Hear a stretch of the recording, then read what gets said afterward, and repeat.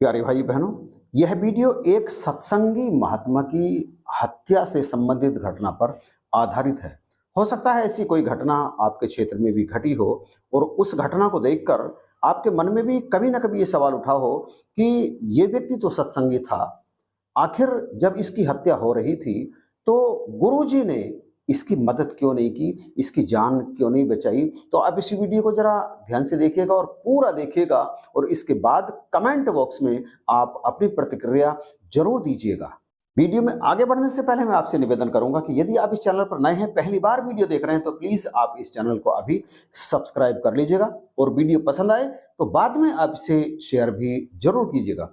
तो चलिए वीडियो में आगे चलते हैं। अभी कुछ दिन पहले एक व्यक्ति सत्संग करके वापस अपने घर लौट रहे थे कि रास्ते में एक व्यक्ति ने उनकी चाकू मार करके हत्या कर दी। हत्या के बाद शव जब उनके घर पर पहुंचा तो तमाम लोग अलग अलग तरह की प्रतिक्रियाएं, आपस में चर्चाएं, आपस में कानाफूसी करने लगे कि ये तो बड़ा सत्संगी था, बड़े धार्मिक विचारों का व्यक्ति था, नित्य प्रति सत्संग में भी जाता था, अपने गुरु की भी सारी बात मानता था। परंतु जब इसकी हत्या हो रही थी तो उस समय गुरु इसकी सहायता के लिए क्यों नहीं आए। एक व्यक्ति कह रहा था, भाई कोई शक्ति नहीं है, सब अपने अपने हिसाब से काम कर रहे हैं। जो गुरु अपने शिष्य के प्राणों की रक्षा ही नहीं कर सकता तो बताओ ऐसा गुरु बनाने का फायदा ही क्या है। मतलब जितने मुख उतनी ही बातें, हर कोई गुरु पर उंगली उठा रहा था, कोई अपने अपने हिसाब से कुछ कह रहा था, कोई अपने अपने हिसाब से कुछ कह रहा था। बस लोगों को बात बनाने का एक मौका मिल गया था। महात्मा सत्संग से लौट रहे थे, किसी ने चाकू मार करके हत्या कर दी, मृत्यु हो गई। अपूरणीय क्षति तो निश्चित रूप से है उस व्यक्ति के परिवार की भी और उस व्यक्ति की जान की भी, कि मृत्यु के बाद अब उसे कर्म करने का कोई अवसर मिलेगा नहीं। और इसको मुद्दा बनाकर लोग तरह तरह की बातें बनाते ही हैं, इसमें कोई दो राय नहीं है। दरअसल कोई भी गहराई तक जाने का प्रयास नहीं करता। किसी की हत्या, किसी का जन्म, किसी का कुछ, किसी का कुछ, ये बदलने वाली चीज नहीं है। प्यारे भाई बहनों, क्या ये बात मुझे आपसे कहने की आवश्यकता है कि जन्म तो होता ही मृत्यु के लिए है। जो जन्मा है निश्चित रूप से उसे मृत्यु प्राप्त होगी। यह बात अलग है कि मृत्यु अलग अलग बहाने करके आती है। कोई पूर्ण आयु जिसे माना जाता है कि पूरा जीवन जिया इसने जी, वृद्धावस्था को प्राप्त हुआ और उसके बाद में उसका शरीर छूट गया, मृत्यु आ गई। लेकिन कई व्यक्ति वहां तक नहीं पहुंच पाते। कुछ तो बचपन में ही चले जाते हैं, इधर पैदा हुए और उधर 1 घंटा 2 घंटा, अथवा कुछ तो पैदा ही मृत होते हैं। इसके बाद मृत्यु कुछ अलग तरीके से कुछ लोगों के पास में आती है, आत्महत्या के रूप में आती है। चाहे कोई जल में डूब के मर जाए, धुएं से दम घुट करके मर जाए, गले में फंदा लगा करके मर जाए, कोई अपने आप को गोली मार दे, अथवा किसी का कत्ल कर दिया जाए चाकू से या किसी और हथियार से, गन से कत्ल कर दिया जाए। अलग अलग तरीके से मृत्यु आती है। मृत्यु आने के तो बहाने होते हैं। अब सवाल यह है कि जो इस तरह की घटना उस महात्मा के साथ घटी तो सतगुरु ने उसका साथ क्यों नहीं दिया। मतलब क्या सतगुरु को वहां पर आना चाहिए था जान बचाने के लिए, अथवा अप्रत्यक्ष रूप से हवा में कोई ऐसा चमत्कार करना चाहिए था कि वो जो चाकू मारने वाला व्यक्ति था वो चाकू उस व्यक्ति के ना मार पाता। मतलब वो व्यक्ति आता तो चाकू मारने के लिए, लेकिन उस व्यक्ति की हत्या नहीं होती, वो घायल नहीं होता या कुछ और इसी तरह से, मतलब उसकी जान नहीं जानी चाहिए थी। कुछ लोगों के कहने का मतलब यह होता है। और वो तो मृत्यु को प्राप्त हो गए, मृत्यु ने तो अपना काम कर दिया। भले ही वो किसी व्यक्ति के रूप में हाथ में चाकू लेकर के आई, मृत्यु आई ना, कोई अचंभे की बात तो नहीं हुई। दुनिया में तमाम लोग ऐसे हैं जिन्हें किसी न किसी के द्वारा हत्या का शिकार होना ही पड़ता है। चाहे वो कितना ही बड़ा धार्मिक हो, उसकी हत्या हो ही जाती है। चाहे वो दिन रात भजन करता रहता हो, पूजा पाठ करता रहता हो, सिमरन करता रहता हो, लेकिन अंततः वो मृत्यु का शिकार होता है, चाहे किसी भी रूप में हो जाए। तो यहाँ वो जो लोग सवाल खड़ा करते हैं वो शायद इस बात को भूल जाते हैं, अथवा उन्हें पता ही नहीं होता कि गुरु और परमात्मा की कृपा होती है, इनकी कृपा होती है, इनके द्वारा मदद की जाती है। परंतु मदद कैसे की जाती है? अप्रत्यक्ष रूप से। परंतु कई बार व्यक्तियों के ऐसे कर्म होते हैं कि वो कर्म सतगुरु अथवा परमात्मा की मदद को उसके पास तक पहुंचने नहीं देते। अर्थात सतगुरु मदद करना तो चाहते हैं, परंतु कर्म आड़े आ जाते हैं। कर्म को वो चाहकर भी हटाते नहीं हैं। चाहे तो हटा सकते हैं, परंतु हटाते नहीं हैं। और इसके पीछे कारण क्या है? इसके पीछे कारण है उस व्यक्ति के अपने कर्म। पहले कर्मों की बात छोड़िए, अभी अपने जो इस समय वो कर्म कर रहा है या किए हैं, वे कर्म भी उसके प्रारब्ध को बदलने की राह में रुकावट बन जाते हैं। उसके अपने ही कर्म उसके प्रारब्ध को बदलने की राह में रुकावट बन जाते हैं और वो मृत्यु का या परिस्थिति का शिकार हो जाता है। आपने कई बार ऐसी घटनाओं के बारे में सुना भी होगा, पेपर्स में पढ़ा भी होगा कि भैया परिवार के, एक ही परिवार के सारे व्यक्ति तिरुपति बालाजी के दर्शन करने के लिए गए थे। रास्ते में एक्सीडेंट हो गया, सारे के सारे घटना स्थल पर ही मृत्यु का शिकार हो गए।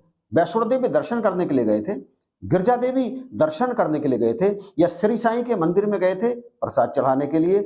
मार्ग में बस पलट गई, खाई में जाके गिर गई, सारे के सारे मृत्यु का शिकार हो गए। क्यों भैया?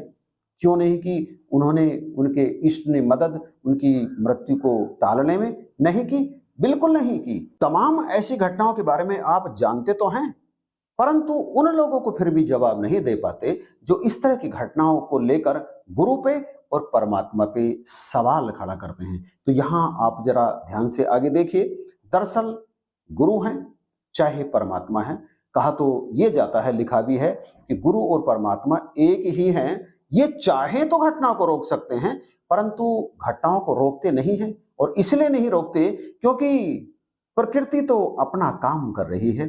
गुरु का काम दरअसल शिष्य को ज्ञान देना होता है, शिष्य को विवेक देना होता है, शिष्य को समझाना होता है, और गुरु के दिए हुए ज्ञान के बल पर वो शिष्य अपने जीवन को सरल बनाता है। और ऐसी घटनाएं यदि उसके जीवन में घट भी जाएं, तब भी वो ना परमात्मा पे शिकवा करता है और ना ही गुरु पे शिकवा करता है, क्योंकि कर्म तो लगातार हो रहे हैं ना, कर्म तो लगातार हो रहे हैं और कर्म का फल तो सुनिश्चित है। जो ऐसी घटना के शिकार हुए, उनके इस जन्म के कर्म अथवा पिछले जन्म के कर्म कहीं ना कहीं इसके लिए उत्तरदायी होते हैं। और ये जो 6 चीजें हैं ना, ये 6 चीज होकर ही रहती हैं। परमात्मा या गुरु कभी इनमें दखल अंदाजी नहीं करते हैं। भरत जी से कहते हैं वशिष्ठ जी, सुनहु भरत भावी प्रबल, बिलख कहूं मुनिनाथ, लाभ हानि जीवन मरण, यश अपयश विधि हाथ। ये तो विधि के हाथ में है, अर्थात ये प्रकृति के अधीन है, ये होते ही हैं और परमात्मा कभी भी इनमें कोई दखल नहीं करते। अब सवाल यह है कि परमात्मा ऐसी घटनाओं को रोकने की पहल क्यों नहीं करते? दरअसल हमने परमात्मा को समझा ही नहीं और ना ही हमने गुरु को समझा है। दोनों एक ही शक्ति के अलग अलग नाम हैं। गुरु गोविंद तो एक हैं, दोनों एक ही शक्ति के नाम हैं। और हम जब इनकी वास्तविकता में जाते हैं तो हमें पता चलता है कि ये तो दृष्टा हैं, ये हर जगह मौजूद हैं, लेकिन केवल दृष्टा के रूप में। ये इस प्रकृति में घटने वाली घटनाओं को देखते हैं। मृत्यु, जन्म, कोई भी चीज इनके लिए कभी आश्चर्य का विषय नहीं होती। यद्यपि ये अपने भक्तों की रक्षा करने के लिए हर समय तैयार रहते हैं, लेकिन भक्त भी तो होने चाहिए। हम हर किसी व्यक्ति को भक्त नहीं कह सकते, हर सत्संगी को हम भक्त नहीं कह सकते, हर पूजा पाठ करने वाले को हम भक्त नहीं कह सकते, आराधना करने वाले को, सिमरन करने वाले हर व्यक्ति को हम भक्त की श्रेणी में रख ही नहीं सकते। तमाम लोग तो ये सारे के सारे कार्य केवल इसलिए करते हैं ताकि उन्हें इससे सुकून मिल सके। इस जीवन में जो व्यक्ति बेचैन है, तनाव का शिकार है, अंदर से व्यथित है, अंदर से खोखला है, वो इन सब जगहों पर केवल और केवल इसलिए जाते हैं कि उन्हें वहां जाकर कुछ सुकून मिले। परंतु आप देखिए अपने चारों तरफ, ध्यान से देखिए, बैठे बैठे अभी यही इस वीडियो को देखते हुए आप चारों तरफ ध्यान दौड़ाइए कि आपके आसपास के कितने लोग नित्य निरंतर सत्संग में जाते हैं, कितने मंदिरों में जाते हैं, कितने सत्संग और मंदिर में यदि नहीं जाते तो अपने घर पर ही पूजा पाठ करते हैं, बैठ करके ध्यान लगाते हैं। सवेरे को तब तक जलपान नहीं करते जब तक वो काफी देर तक बैठ करके पूजा पाठ नहीं करते। लेकिन बावजूद इनके, इस सब के बावजूद वो बड़े अशांत रहते हैं। घर में कलह कलेश शांत होने का नाम नहीं लेती, घर में समृद्धि नहीं आ रही, घर से बीमारियां नहीं निकल रही। तो क्या आप ऐसे व्यक्तियों को भक्त कहेंगे? भक्त तो वो है जो हर परिस्थिति में अपने आप को ढाल लेता है और परमेश्वर से कभी गिला शिकवा नहीं करता। हाँ, एक बात और है कि जो एकांत भक्त होता है लाखों हजारों में, उसके जीवन में यदि कुछ भी बदलाव आ जाता है तब भी वो शिकवा शिकायत नहीं करता परमात्मा से। और ऐसे भक्त की रक्षा परमात्मा जरूर करते हैं, क्योंकि भक्त वह है जो कर्म के फल के अधीन नहीं होता। फिर से सुनिए इस बात को, भक्त वह है जो अपने इस शरीर के द्वारा, मन के द्वारा, वाणी के द्वारा किए गए कर्मों के अधीन नहीं होता, अर्थात उसके सारे कर्म निष्काम होते हैं, किसी भी कामना से परे। वो अपने सारे कर्मों को परमात्मा को ही समर्पित करता है। और जब वो कुछ करता ही नहीं तो उसके जीवन में घटने वाली घटनाएं पूरी तरह से परमात्मा के नियंत्रण में होती हैं। कभी भी उसके साथ कुछ गलत नहीं होता। उसके लिए संसार वाले उसके जीवन को देख करके भले ही अलग अलग तरह की टीका टिप्पणी करें, परंतु वस्तुतः वो अपनी नजर में कर्महीन ही होता है, निष्कर्म करता ही होता है। अर्थात वो काम तो करता है लेकिन बिना किसी फल की आशा के। ऐसे भक्त की मदद करने के लिए हर तरह से, हर पल, हर क्षण परमात्मा जो कि दृष्टा हैं मौजूद रहते हैं और उसके साथ घटने वाली गलत घटनाओं को उसी क्षण रोक देते हैं। ब्रह्म ज्ञान प्राप्त करने वाले अधिकांश श्रद्धालुओं को, अधिकांश जिज्ञासुओं को ये पता ही नहीं है कि आखिर ब्रह्म ज्ञान लेने के बाद जीवन किस तरह से जीना चाहिए। उनके ब्रह्म ज्ञान लेने से पहले के जीवन में और ब्रह्म ज्ञान लेने के बाद के जीवन में रत्ती भर भी बदलाव नहीं आता, और इसी कारण वो जैसा करते हैं वैसा ही भोगते हैं।